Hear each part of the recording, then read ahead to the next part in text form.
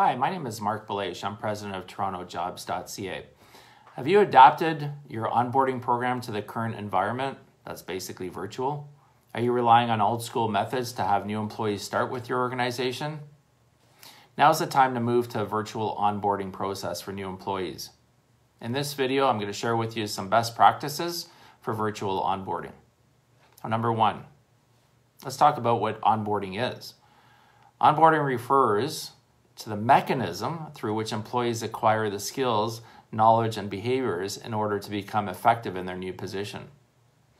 Effectively, what this means is getting employees up to speed with their job and their organization as much as possible. So, number 2 point, embrace technology for the entire onboarding process. So it starts with the resumes, the application process, how interviews are conducted online, offers signed electronically, training videos, Zoom calls, and follow-up. Take advantage of shared screens and do everything as much as possible without touching one piece of paper. Next point is create a program and spread it out over a number of days, weeks, and months. Have it available electronically. Use Google Sheets or Google Docs. Helps you stay organized. Next point is emphasize your company's culture and values. Make sure that people who are connecting virtually can stay connected in many ways to the company. It's very difficult for someone to stay connected to a company when they're virtual, especially when they're just starting. Track the virtual training and onboarding as you progress. How's it going? Are you adhering to deadlines and the schedule that you had set? A virtual onboarding program also needs to be flexible and can adapt to employees' learning patterns. Some employees may learn faster. Some employees may be not as fast. So make sure that it's adaptable and flexible. Embrace the idea that you can't over-communicate. When you're onboarding, the more you can communicate with employees, the better it's going to be to get them onboarded with your organization. And make it fun. Make the whole process as fun as possible. Get the new employee set up as quickly as possible, but allow sufficient time for the employee to be comfortable at each step. Use tests to make sure that when an employee is at a certain level, that you can move to the next level. It could be a written test, it could be verbal, whatever the case may be.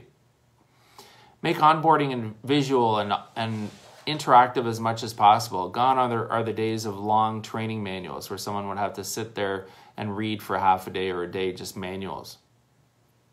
Get someone to act as a buddy for the new hire, someone that can help them settle in to their new role and have a connection to the company's values and organization. And finally, ask for feedback at various checkpoints to make sure the employee is engaged with you and make sure that they're engaged with the company in the process. So ask them, how are things going? Anything you'd like to change? So in conclusion, with companies moving to bring as much as possible virtually, the onboarding process needs to be designed in such a way that is relevant, it's flexible, and adaptable to different people, different levels of employees, and is also engaging. Again, my name is Marc Belaiche. I'm president of TorontoJobs.ca. I want to thank you for watching. Feel free to connect with me on LinkedIn. You can send me a connection request, and I'm happy to connect with you. Also, feel free to visit our social media pages on LinkedIn, Facebook, Twitter, and Instagram, and you'll find out more information about who we are, what we do. We post a lot of events, and we host a lot of events, and we post a lot of jobs, and so on and so forth. So feel free to connect with me that way.